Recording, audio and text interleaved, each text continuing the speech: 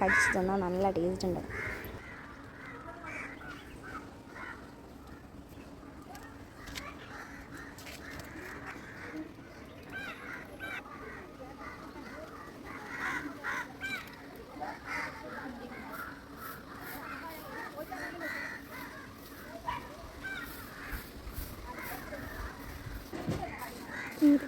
സൂര്യനിങ്ങനെ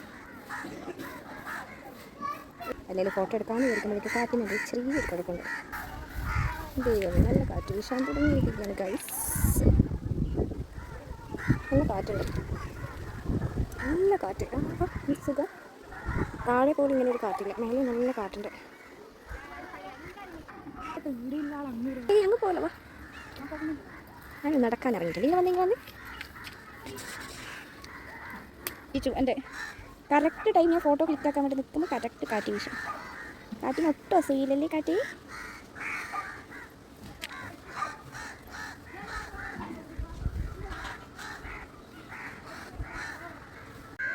ഒരുപാട് ആഗ്രഹിച്ചിട്ടുണ്ട് ഉണ്ണിമാങ്ങ ഇങ്ങനെ പെറുക്കിയെടുക്കാൻ വേണ്ടിയിട്ട്. ഇന്ന് ഉണ്ണിമാങ്ങ ഇഷ്ടംപോലെ ഉണ്ട് വീട്ടിൽ. തവണയും അത്യാവശ്യം നന്നായി കായ്ച്ചിട്ടുണ്ട്. എന്നാലും ഒരുപാട് പൂക്കളുണ്ടായിരുന്നു, അതൊക്കെ കൊഴിഞ്ഞു പോയി. പറ്റുള്ള ഒരുപാട് ചില്ല കൊത്തിക്കളഞ്ഞ മാവ ഇത്. എന്നിട്ട് നിറയെ മാങ്ങ തരുന്നുണ്ട്. ചിലതൊക്കെ നന്നായിട്ട് വലുതായിട്ടുണ്ട്. ഇത്ര പെട്ടെന്ന് നല്ല വെയിറ്റാണ് ഇതിന്. നല്ല വലിയ മാങ്ങയുണ്ട്, നല്ല ടേസ്റ്റിയാണ്. അതിനെയും കാട്ടി വലുതാണ്. ഇതാ ഇവിടെയൊക്കെ ഉണ്ട്, മേലോട്ടൊക്കെ കുറച്ച് വലിയ. ഇത് വേറൊരു ടൈപ്പ് മാങ്ങയാണ് കേട്ടോ. ഇതിൻ്റെ കുഞ്ഞാണിത്, നല്ല ടേസ്റ്റ്. ഇതൊരു വേറെ തന്നെ ഒരു ടേസ്റ്റ്. ഞാൻ ഇതുവരെ കഴിക്കാത്തൊരു ടൈപ്പ് മാങ്ങയാണ്.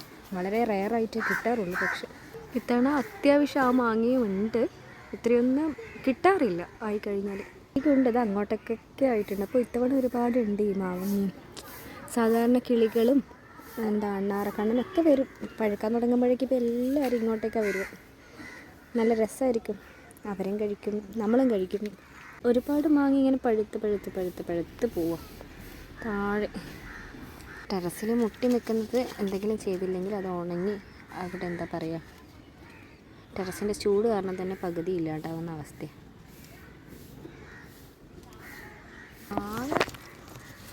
ഒളിച്ചിരിക്കും. അപ്പോൾ